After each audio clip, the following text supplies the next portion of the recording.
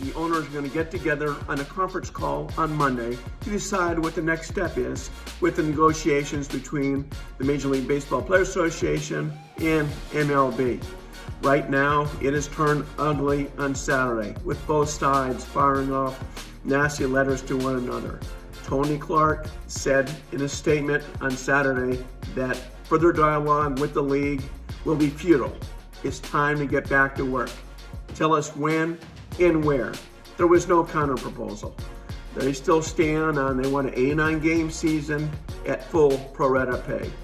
The owner's last offer was guaranteeing 70% up to 83% if it's a postseason with a 72-game season.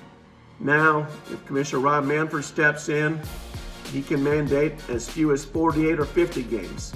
More likely, probably 60, but still, there'll be a deep drop-off, only guaranteeing about, if it's a 50-game season, it will guarantee about $1.25 billion to the players, where on the owner's old proposal, they could got $1.5 billion. If Rob Manfred has to implement a season, the players will say no to expand a postseason. Gone is a couple $100 million each year. There'll just be 10 playoff teams instead of 16. No best of 3 first round, back to the 1-game wild card playoff.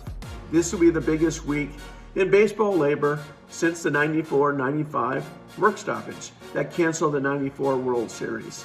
There will be an agreement one way or the other, whether they do it themselves or whether Rob Manfred does it for them.